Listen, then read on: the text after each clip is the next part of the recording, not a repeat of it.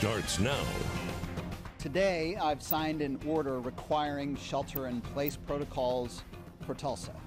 The Tulsa Safer at Home executive order will take effect at 11:59 p.m. and it will run through April 16th.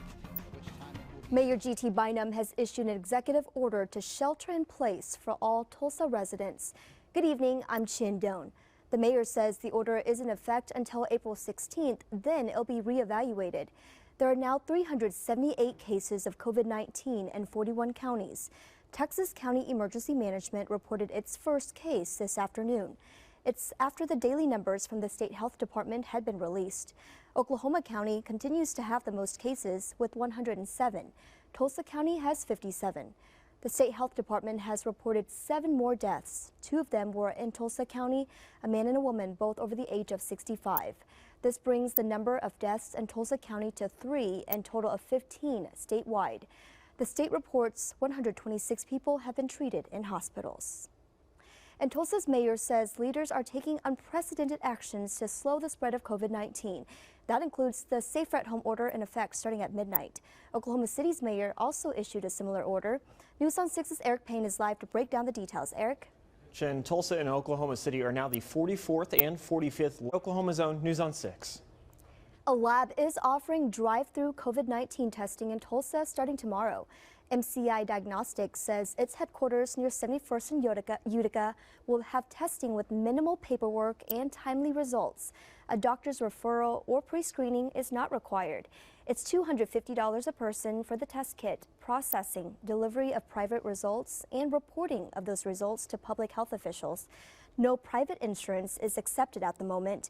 MCI says it will be able to process up to 4,000 tests per day in Tulsa. You are asked to pre-register at mcicovid.com. The Oklahoma Supreme Court has ordered courthouses in all 77 counties to close to the public to help slow the spread of COVID-19. Exceptions include emergency dockets, though no more than 10 people in the courtroom at once. This order also shuts down marriage licenses and other non-emergency business. All jury trials will be canceled through May 15th, and the statute of limitations in civil cases will be extended through May 15th as well. The order says court clerks and judges will use email, fax, or drop boxes to accept written materials. And state-funded travel out of Oklahoma is also being affected by COVID-19 concerns. Today, Governor Kevin Stitt issued a 5th amendment to his previous executive order. This freezes all out-of-state travel the state pays for. Any state employee or officer asking an exception must be approved by the governor. The new rule is in effect for at least 30 days. A U.S. representative from Oklahoma is now out of self-quarantine. Congressman Tom Cole came into contact with a representative who tested positive for COVID-19 a few weeks ago. He posted on his Twitter today saying in part, "I'm grateful that I never experienced any symptoms of COVID-19 and I feel fine."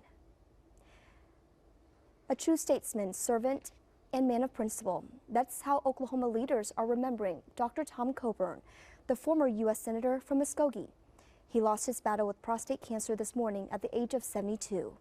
News on 6's Alex Cameron has more on Coburn's legacy from our Washington bureau. I said, oh my goodness, Oklahoma's become Washington. For the nation, from our Washington bureau, I'm Oklahoma's own Alex Cameron. And Coburn's family says a memorial service will be held at a later date. Leaders in neighboring states are also taking serious action to stop the spread of COVID-19. Kansas Governor Laura Kelly issued a stay-at-home order today.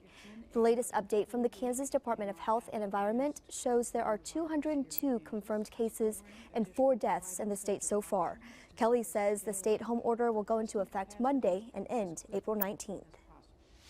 Right now, there are more than 659,000 COVID-19 cases around the world and more than 30,000 deaths. So far, the U.S. has the most cases, over 121,000. Take a look at these numbers. The U.S., Italy, and China are the top 3 countries leading the number of cases. Italy with more than 92,000, China nearly 82,000, and so far in the U.S., more than 2,000 COVID-19 patients have died. If you have any questions, call the state's dedicated hotline to COVID-19. That number is on your screen and is available 24/7. There are a lot of people on the front lines of the fight against COVID-19, and News on 6 wants to honor them. Send us pictures and information of your loved ones who are first responders, nurses, doctors, other healthcare workers, cleaning crews, and anyone else helping in the fight. You can send them to newson6.com/frontlines. We'll start featuring them on Wednesday. Well, it was a warm and breezy Saturday across the Osage Casino Skycam network, but will the rain return? Meteorologist Sawyer Wells has the complete forecast from the Bob Mills Weather Center. Plus, we'll introduce you to Tim, the security guard who is stealing the spotlight at an Oklahoma museum. Oklahoma's own News on 6 starts now. If you're helping him, you need to understand it. We're going to come get you too. You're not safe. We're going to utilize every tool we have, and we're going to make sure that you're arrested at the end of the day as well. A stern warning from the Haskell County Sheriff as the manhunt continues across several Green Country counties. Thank you for joining us. I'm Chin Doan. Deputies, marshals, and troopers are looking for this man, Carney Hood, accused of kidnapping and choking his girlfriend. And law enforcement is also arresting anyone who may be helping him hide. News on 6's Amelia McGavro joins us with the latest on this investigation. Amelia? Chin, authorities have already arrested 7 people across 2 different counties suspected of helping Hood get away. The Haskell County Sheriff telling me tonight they're not going to give up until he's caught. Again, authorities say Hood could be armed and dangerous, and they're asking the public for any information as to where Hood is. And you can call them at the number on your screen. Amelia McGavro, Oklahoma's own News on 6. To another search, as several law enforcement agencies are looking for 3 people they say led them on a chase. The investigation began this morning after Tulsa County deputies got a report about a stolen motorcycle. When a deputy got to the scene, 2 passengers jumped out and the driver took off in a stolen pickup with that stolen motorcycle in the truck bed. Sand Springs police used stop sticks and the driver crashed in a wooded area. This is by West 51st and 97th West Avenue near Prattville. They did get stop sticks, and that's where you saw some of the tire. He lost a rim and everything, and that's why he ended up in the trees. Deputies say the driver ran into the woods and Catoosa police searched with a canine. Investigators are still trying to track down the driver and the passengers who took off. A man is critically hurt after being hit by a car last night. Tulsa police say near Admiral and Lewis is where they found the victim with severe head trauma. Medics took the man to the hospital. Police then got a call from a driver saying he hit a pedestrian on his way home from work. No names have been released as investigators are looking into exactly what happened. Tomorrow, body cam video of the shooting of Tulsa Police Sergeant Craig Johnson and Officer Arash Zarkashan will be made public. Judge Bill Mussman made his decision Thursday, basing his ruling, he says, strictly on the law. The judge also says he believes releasing the video now will have less of an impact than releasing it right before trial. The attorney for the suspected shooter, David Ware, says information in the initial affidavit was wrong and it painted Ware in the worst possible light. News on 6 will cover the release of the video and have those details tomorrow. And now to the State Health Department's latest COVID-19 report. 6 more people have died from the virus in Oklahoma, bringing the total number of deaths to 905. The department also reports 695 new cases today. Almost 9,900 cases are considered active, while more than 58,000 Oklahomans have recovered from the virus. Tahlequah Public Schools says someone within the district tested positive for COVID-19. The district says that positive case is at Sequoia Pre-K Center. 16 students and 2 staff members are now in quarantine. There's also a positive case at Webbers Falls Elementary. The district says anyone who was in close contact with the positive case has been notified. Classes will continue as normal tomorrow, except for those who are in quarantine. Drive-through COVID-19 testing will be available this week at the University of Tulsa. Testing is tomorrow and Wednesday from 10 a.m. to 2 p.m. It's in the parking lot of TU's Reynolds Center. Emmy Labs is doing the testing and says the process takes less than 10 minutes. Results are back within 2 days. You do need to make an appointment to get tested. There's a link to do so on our website, newson6.com. Tomorrow, the Tulsa Public School Board will have a special meeting to discuss coronavirus-related issues. Students are still doing only distance learning. The board will also be discussing instructional, safety, and operational matters during this pandemic. Last week, Superintendent Dr. Deborah Gist said about 80% of students logged on for the first day of classes. And tomorrow's meeting will be held virtually starting at 4 p.m. Some upcoming road projects around Green Country could impact your drive. In Coweta tomorrow, milling and repaving will start on a residential street. 285th East Avenue between 136th Street South and 137th Place South will be worked on every day from 7 to 5.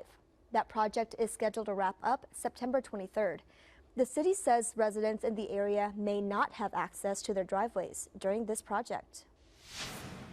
Also starting tomorrow, ODOT working on a project near the Pensacola Dam.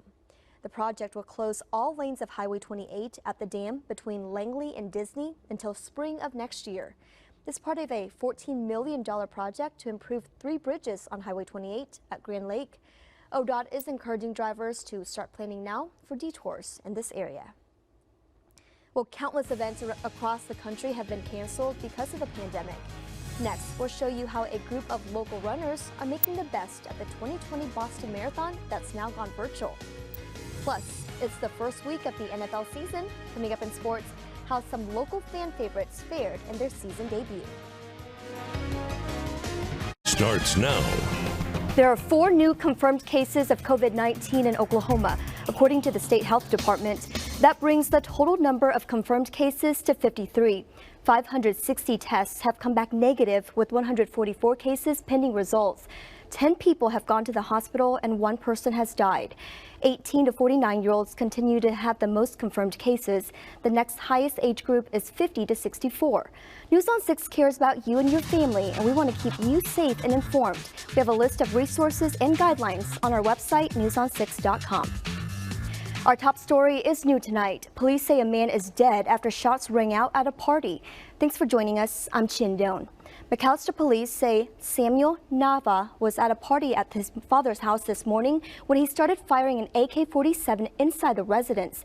This is his booking photo from an unrelated case. Authorities are still investigating, but say at this point it appears someone else shot Nava in self-defense. No one has been arrested. Tulsa police say they shot a man in the arm this morning after he drove off with an officer hanging out of his vehicle. Police first responded to a call of a suspicious car near 31st and Harvard. When officers got there, they say Michael Delaney was in the car with a gun in the passenger's compartment. They tell us Delaney refused to follow orders, so they tried to pull him out of the car.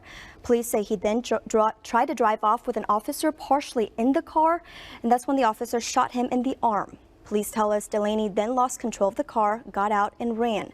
Officers and a canine unit caught him. Delaney is in the Tulsa County Jail facing 9 charges. A teenager is in the hospital and a man is in jail after a hit and run. Broken Arrow police say a witness called about a boy on a bike being hit at 9th Street and Highway 51. The 15-year-old went to the hospital for head and leg injuries. As for the suspect, Luis Borisa Rodriguez was later stopped by a Wagner County deputy for driving recklessly. He faces charges of leaving the scene and DUI. A second University of Oklahoma community member has tested positive for COVID-19. This is also on the Norman campus. OU officials confirmed that late last night. The university is working with the health department to see who the person may have interacted with. By law, OU cannot disclose that person's identity, but say it will continue to monitor the situation. Well, a local nonprofit is trying to help military families who've been impacted by the COVID-19 pandemic. News on 6's Eric Payne is live to share what Soldier's Wish is doing. Eric? Chin, we've done a lot of stories about Soldier's Wish since they were founded several years ago. You know any military families who've been financially affected by the COVID-19 outbreak? You can go to the link that's on your screen right now to nominate them. Live in Tulsa, Eric Payne, Oklahoma's Own, News on 6. A group of governors and mayors across the country sent a letter to Congress asking for financial stability for the airline industry. The COVID-19 pandemic led to travel restrictions, causing a lot of flights to be canceled. The virus has also decreased travel demands and taken a toll on the economy. The letter states, quote, "We strongly support immediate and medium to long-term federal assistance to the U.S. aviation industry. Our constituents and local economies are depending on the airline industry to come out of this in a strong position to continue to facilitate travel, tourism, and commerce."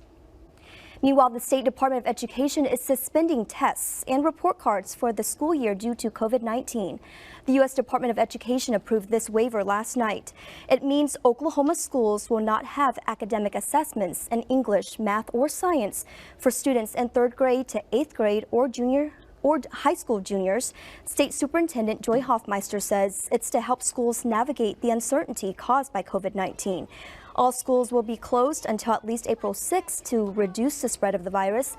The Board of Education will hold a special meeting this Wednesday to discuss whether to keep schools closed. And Vice President Mike Pence says coronavirus testing is being ramped up nationwide with more than 195,000 tests administered so far. He said more than 19,000 have tested positive so far. Michael George has the latest. President Trump has approved